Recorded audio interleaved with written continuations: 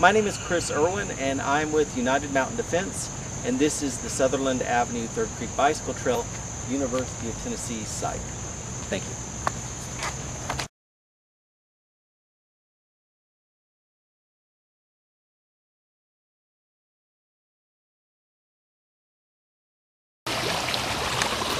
University of Tennessee, Sutherland Avenue site.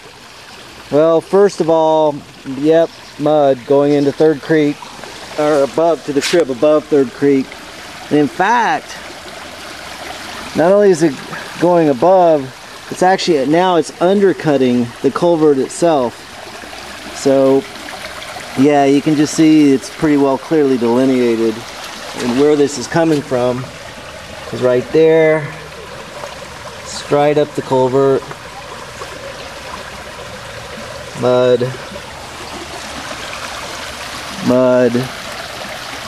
discoloring the stream. And then there's a second side above this where there's more mud. Here you go, straight into the river stream. So from here, in there, I'll just keep the camera running.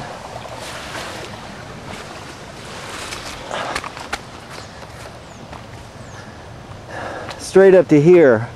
This is what I mean when I say it looks like they're sort of trying. It's like they realize they need to cover the surface area of this to contain all these fine clay particulates, but then they don't do it for most of the site. And then on the right they have line pits which are working better, but then you come over here and they're just using unlined pits and keeping the surface area exposed.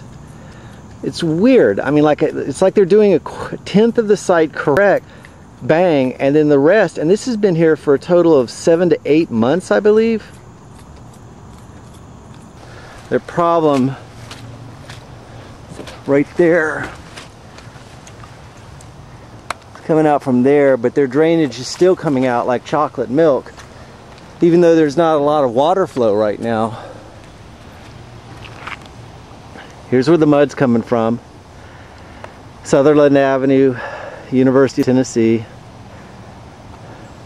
And it's coming out, it's only been raining for like 15 minutes.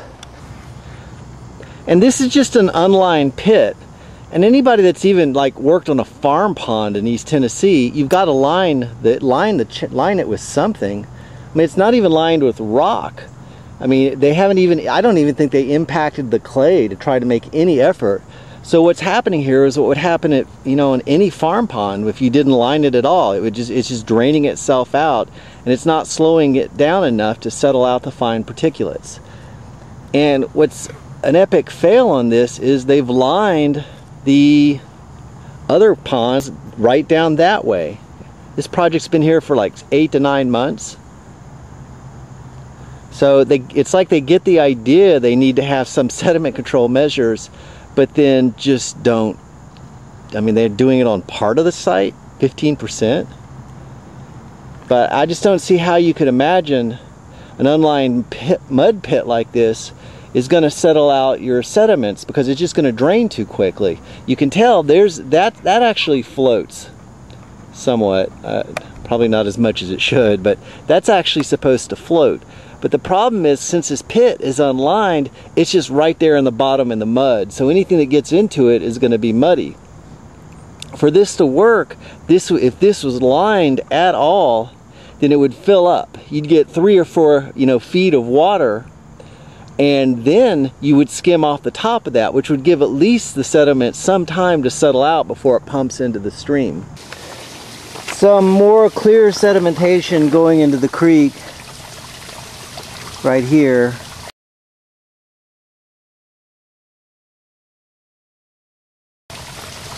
And you see it flows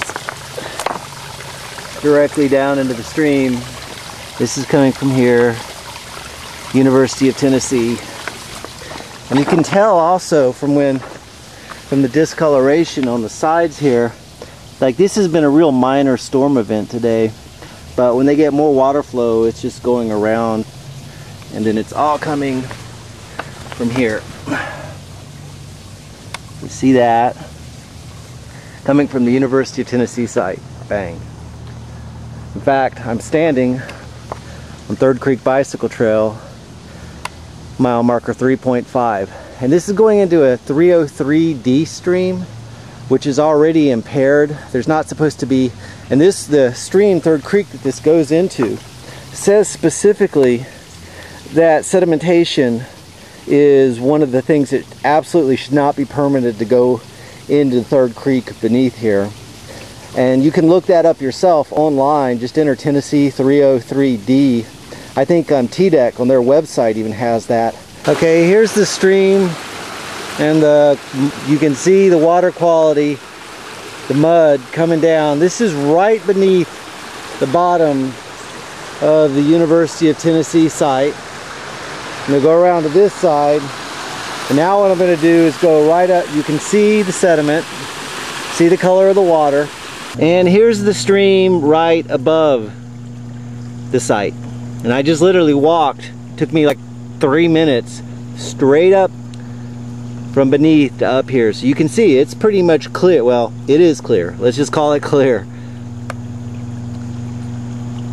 So there can be no argument whatsoever where that sediment is coming from. You've seen with your own eyes. It's coming from that site into this stream and going straight into a 303D stream, Third Creek, which is illegal. This is the University of Tennessee site on Sutherland Avenue. I'm right above where their property starts.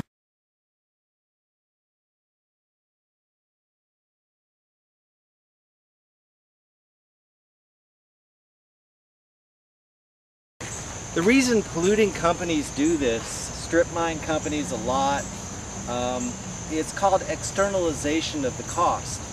Because yeah, it costs probably several $1,000s to do this sort of project right, so it doesn't put dirt and mud and in other sites, chemicals, and on strip mines, heavy metals into the streams. It costs them thousands of dollars to do it right.